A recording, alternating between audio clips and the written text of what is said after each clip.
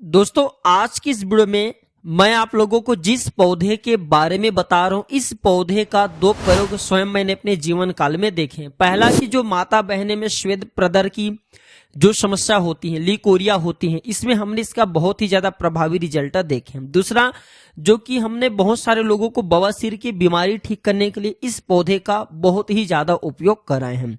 तो दोस्तों आप सभी लोगों का बहुत बहुत स्वागत है प्राचीन ज्ञान चैनल के एक नए और फ्रेश सीरीज में। आज की इस वीडियो में मैं आप लोगों को एक ऐसा दुर्लभ पौधा के बारे में बता रहा हूं जो पौधा भगवान शंकर ने माता पार्वती को बताया था। माता पार्वती ने भगवान भोलेनाथ से प्रश्न किया कि हे भगवान, इस संसार में मनुष्य नाना प्रकार के रोग से ग्रसित होते हैं, नाना प्रकार की बीमारी से ग्रसित होते हैं। और भगवान शंकर से माता पार्वती ये भी प्रार्थना की कि भगवान इस संसार में बहुत से ऐसे लोग हैं जो कि जहर इत्यादि को खा लेते हैं। तो भगवान आप कुछ ऐसे औषधि के बारे में बताएं जिस औषधि को मनुष्य ज्ञात करके खाए हुए जहर के प्रभाव को समाप्त कर पाए। तो आज की इस वीडियो में दोस्तों मैं आप लोगों को माता पार्वती की कहे अनुसार माता पार्वती को भगवान भोलेनाथ ने जिस पौधे के बारे में बताया था, उस पौधे का आज की इस वीडियो में मैं आप लोगों को जानकारी बताऊंगा, जिस जानकारी से आप भी दोस्तों बहुत ही ज्यादा लाभ ले पाएंगे। और ये कोई साधारण पौधा नहीं, इस पौधे के प्रभाव से किसी को भी अंतर्दृष्टि से कहा जाए तो वश में किया जा सकता है। इस पौधे के प्रभाव से बड़े जो विष हैं उसे समाप्त किया जा सकता है। और भगवान शंकर ने इस पौधे की इतना ज्यादा प्रशंसा कर दी है कि भगवान भोलेनाथ ने स्वयं कहा है कि अगर इस पौधे का 5 वर्ष तक शहद के साथ अगर कोई भी व्यक्ति प्रयोग कर लेते हैं तो वह व्यक्ति लक्ष वर्ष तक जीवित रहता है, अर्थात लाख वर्ष तक उनकी उम्र बढ़ जाती है। और कभी भी वेद शास्त्र के बाद को, कभी भी जो हमारे धर्म लिखित शास्त्र उनके बात को झुठलाया नहीं जा सकता। आज मैं आप लोगों को नाग दमनी कल्प के बारे में बताऊंगा, नाग दमनी नाम के जो पौधे हैं इसके बारे में बताऊंगा। तो आप लोगों को वीडियो को ध्यान से देखना है, ज्ञान ग्रहण करने के लिए कभी भी वीडियो को आधे अधूरे छोड़ करके मत जाया करे।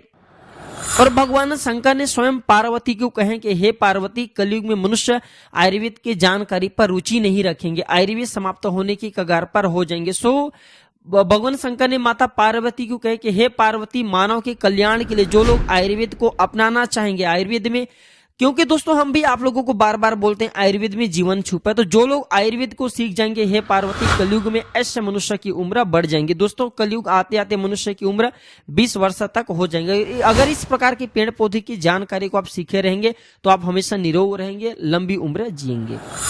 तो भगवान शंकर माता पार्वती को कहते हैं कि हे पार्वती, नाग दमनिक नामक तीनों लोक में विख्यात एक औषधि है। हे पार्वती, हे पर्वत नंदिनी, उसके मैं लक्षण कहता हूं, सो तुम उसके लक्षण, उस पौधे के लक्षण को ध्यान से सुनना, इससे तुम्हें समझ में आएगा। तो भगवान शंकर पार्वती को कहते हैं कि हे पार्वती, उस पौधे के जो नागदमनी है उसके नाल कृष्ण वर्ण का है, पत्ता पान के पत्ते के समान है और जो फूल है पीत वर्ण का होता है। इन लक्षणों से मनुष्य नागदमनी नाम के पौधा को पहचाने। हमारे वीडियो में देख सकते हैं, चूंकि दोस्तों मैं आप लोगों को लक्षण के साथ साथ चूंकि हम वीडियो भी बना रहे तो ये शो हो रहे, इस प्रकार के नागदमनी का पौधा होता है।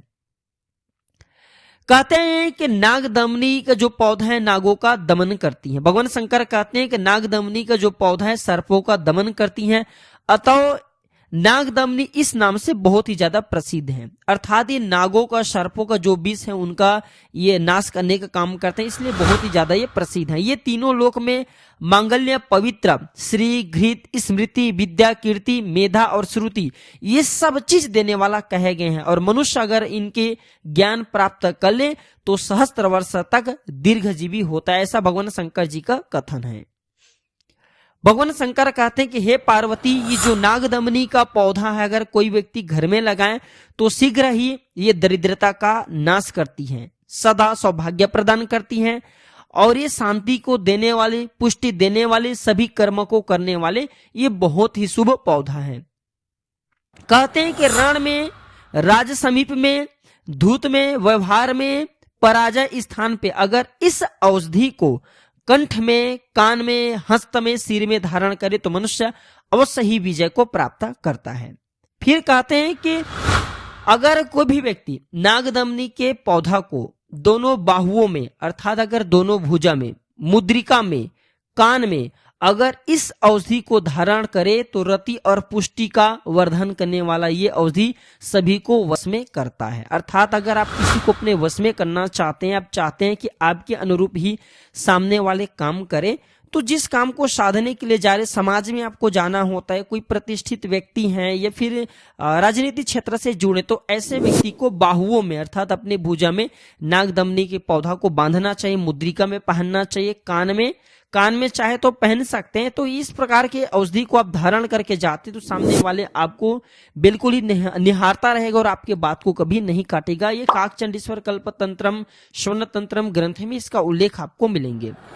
भगवान शंकर माता पार्वती को कहते हैं कि हे पार्वती, जिस घर में ये नागदमनी का औषधि रहती है वहां उसे मृत्यु का समन करने वाला समझना चाहिए। अर्थात ये जो नागदमनी का पौधा जिस घर में लगा होता है उस घर में कभी भी व्यक्ति को अकाल मृत्यु नहीं होता। नाना प्रकार की जो दुर्घटनावश या फिर प्रकृति दुर्घटना हम बोल सकते हैं जिससे मृत्यु होती है, ये सारे मृत्यु के बंधन से व्यक्ति मुक्त हो जाता है। कहते हैं कि अग्नि प्रवेश में, समुद्र में और संग्राम में, व्याघ्र में राक्षस हैं या फिर सी का जो सम्मुख है वहां पे जाना है, वाद विवाद में जाना है, या फिर शत्रु से अगर आप संकट में घिरे हैं, तो दोस्तों जिसके कंठ में अर्थात जिसके गले में नागदमनी नाम के औषधि का पत्ता हो, बंधा हो, कंठ में बंधा हो, तो ऐसे व्यक्ति का कोई भी बाल बांका नहीं कर पाता। और ये कथन भगवान शंकर की है, भगवान शंकर माता पार्वती को बतलाया, और इस प्रकार के बात को कभी भी झुठलाया नहीं जा सकता। इसके बाद भगवान शंकर माता पार्वती को कहते हैं कि हे पार्वती, ईश्वर स्वरूप ये जो औषधि हैं ये स्थावर अर्थात दोस्तों ऐसे विष जो कि क्षण मात्र में मनुष्य को भस्म कर सकते, नष्ट कर सकते, प्राण को ले सकता है, इस प्रकार के विष को भी इस क्षण मात्र में इसका अगर सेवन करा दिया जाए तो वह दूर हो जाता है। और कहते हैं भगवान शंकर स्वयं काकचंडीश्वर कल्पतंत्र में भी इसका उल्लेख किए, कहते हैं कि जंगम विष को ये शीघ्र नष्ट करता है। और इस प्रकार के अन्य बीज जैसे कि खाए हुए जो जहर है, अगर इस औषधि को देखें, अगर छोटा जहर है, कोई ज्यादा गंभीर जहर नहीं, तो अगर इस पौधा को देखें तो देखने मात्र से वह जहर समाप्त हो जाते हैं, वह विष समाप्त हो जाते हैं। और अगर इस पौधे का प्रयोग सीख जाएं, इस पौधे को खिला दें, इसके पत्ते को खिला दें, तो सभी प्रकार की जहर को समाप्त कर देते हैं। आगे जानकारी ध्यान से सुनिए। अब और भी इसके अच्छे जानकारी बताऊंगा, अभी बहुत सारी इनकी जानकारी बची है। आप लोगों से बस इतना निवेदन करना चाहूंगा, अभी तक हमारे वीडियो को लाइक नहीं किए होंगे तो वीडियो को लाइक कर दीजिए, चैनल को सब्सक्राइब नहीं किए हैं तो चैनल को सब्सक्राइब कर लीजिए और बाजू में बने बेल का आइकन को भी प्रेस कर लीजिए अगर नए मेहमान है तो। और हाँ भैया, कमेंट बॉक्स में जय श्री राम जरूर लिखना, हमें गर्व होता है। इसके बाद बिच्छू का दोष और सर्प का विष अगर छुड़ाना हो तो ये पौधे रामबाण की तरह काम करता है। कैसा करना है दोस्तों, इसके जो जड़ हैं या फिर इसके पत्ते हैं, इसे पीस करके बिच्छू ने डंक मारो वहां पे लगाना होता है, तो बिच्छू के जो जहर हैं वो दूर हो जाते हैं। सर्प के विष को भी ये छुड़ाने का काम करते हैं। ऐसा भी माना जाता है दोस्तों, अगर इसे भगवान शंकर ने कहे कि अगर अपची है, अगर पछतानी है, कंठमाला रोग है, पिंडी का रोग है, या फिर किसी भी प्रकार के रोग, अगर इसे गले में धारण किया जाए तो सारे रोग दूर होते हैं। और सौभाग्यवती ये जो औषधि है ये भय से भी हमें मुक्ति प्रदान करते हैं। अर्थात दोस्तों सर्प का भय है, काल का भय है, राक्षस का भय, सारे भय से हम मुक्त हो जाते हैं। इसके बाद कहते हैं कि नागदमनी को हृदय रोग का रामबाण दवा कहे गए हैं। हृदय संबंधी जो रोग हैं उसे यह ठीक करने का काम करते हैं। इसके बाद भगवान शंकर ने माता पार्वती को कहे कि हे पार्वती, अगर कोई व्यक्ति नागदमनी के पौधे का प्रयोग करे तो वली और पली से रहित हो जाते हैं। अर्थात दोस्तों जो बुढ़ापा होती है ना, उसे व्यक्ति मुक्त हो जाते हैं, अति तेज व्यक्ति संपन्न हो जाते हैं, महाबलशाली हो जाता है और सहस्त्र वर्ष पर्यटन जीवित रहता है। ऐसा भगवान शंकर जी का कथन है। और कहते हैं कि 5 वर्ष तक इसके प्रयोग से मनुष्य, इसके प्रयोग कैसे करना होता है वो भी मैं आप लोगों को अभी वीडियो के बीच में ही बताऊंगा।